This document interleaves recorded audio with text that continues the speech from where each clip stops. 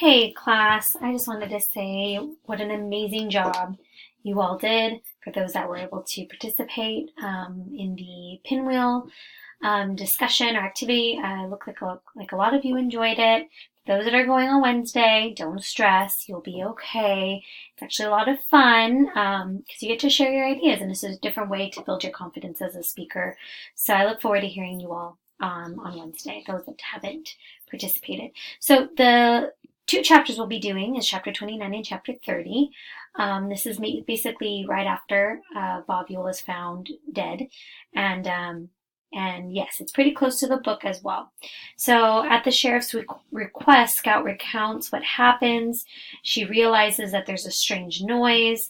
They investigate and look at Scout's costume, and we will read on because I don't want to skip out on any of the reading. Okay, so let's go ahead and move. We are obviously skipping a little bit. This is her recount. Then all of a sudden something grabbed me and mashed my costume. Think I ducked on the ground, heard a tussling under the tree, sort of. They were bamming against the trunk, sounded like Jem found me, started pulling me toward the road. Mr. Yule yanked him down, I reckon. They tussled some more, and then there was this funny noise. Jem hollered. I stopped. That was Jem's arm. Anyway, Jem hollered and I didn't hear him anymore, and the next thing Mr. Yule was trying to squeeze me to death, I reckon. Then somebody yanked Mr. Yule down. Jem must have got up. I guess that's all I know. Who was it? Because now they realize there's a third person. Why, there he is, Mr. Tate. He can tell you himself, or tell you his name.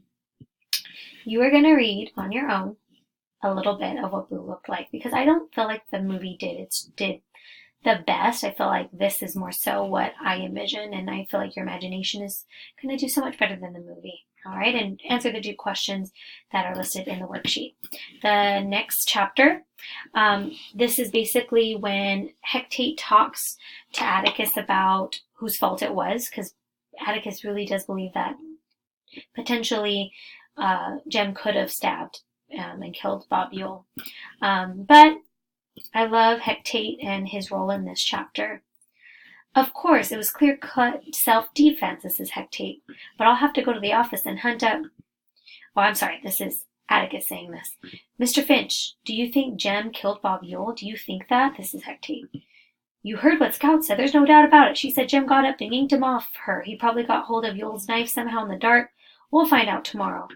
Mr. Finch, hold on, said Mr. Tate. Jem never stabbed Bob Yule.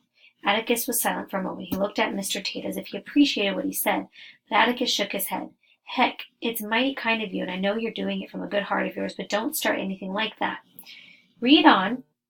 I'm skipping a lot because I want you to kind of figure out why is Atticus feels so strongly about finding the facts, okay? You're going to read a little bit more of this chapter because it gives us some more insight. And you also are going to read here as well, okay? And I know I'm kind of not reading as much in this chapter, but I do want you kind of to analyze what is being said about who actually killed Bob Yule and how they portray it in the novel, okay? Great job. Like I said, I look forward to Wednesday. All right, have a great night.